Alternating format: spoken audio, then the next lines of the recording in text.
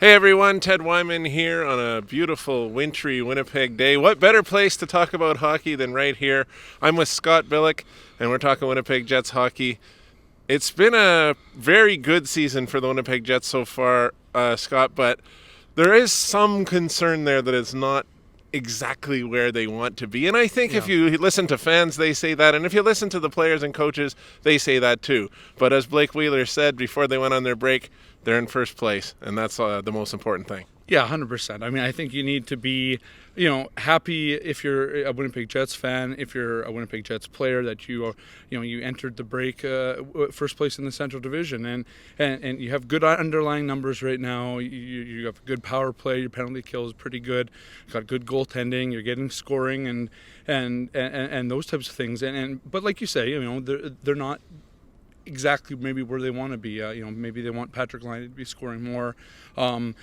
Connor Hellebuyck to be playing maybe just a little bit better, get his numbers kind of back up closer to where he was last year.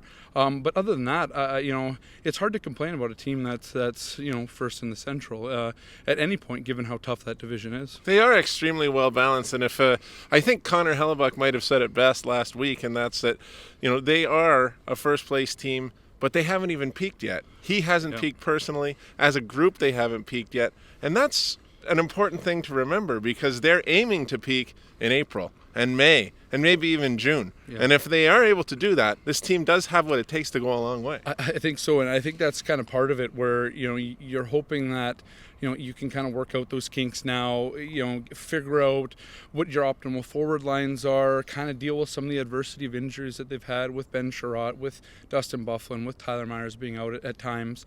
If you don't want to be that team that kind of peaks in November, December. You want to be that team that starts really getting rolling, really getting scoring, and getting that good goaltending around March, heading into the April season. And I think you're going to start to see that kind of ramp up here as the Jets come out of the break and they're able to start, focusing now on that next goal, which is, making the playoffs and then, trying to make a push like they did last year into the deep waters of the postseason. Now, you did bring up Patrick Laine. It hasn't been a great season for Patrick. He does have 25 goals, but he's been somewhat invisible on a lot of nights. He hasn't shown that he's picked up some of the nuances of the game in terms of his defensive play, in terms of his ability to get the puck out of his own zone.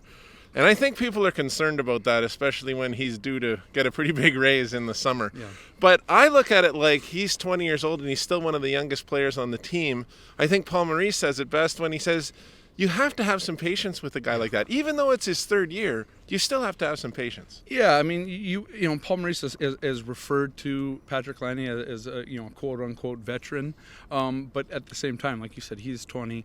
He's starting to try and learn how to play a different style of game that he didn't play growing up. I mean, he was the pure sniper that he is now, but that was his job, and now he's got to try and figure it out. And I think that my theory with what they're doing with Laine, kind of letting him sit on that second line and kind of figure it out because they have the luxury to do that, is kind of maybe the right thing to do. I mean, you can give him the help. You could put Matthew Perreault there. You could put him on the top line with Mark Scheifele and Blake Wheeler, and kind of give him that help, to give him that boost. But here he's got to work it out in his head. He's got to work it out on the ice, and to have the luxury to do that with a young player as gifted and talented as him, I think it's the right move right now. And then you can kind of see as the second half goes, maybe where you can maybe slot him in.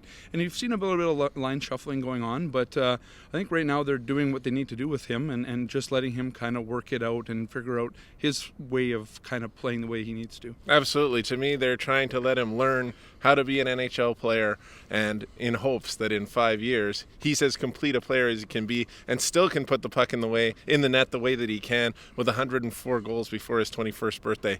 That's not bad. And you know what? It's not that bad of a day out here either. Hope it doesn't get any colder. It's during the All-Star break, and we're doing some jet setting right here with Scott Billick. I'm Ted Wyman with the Winnipeg Sun.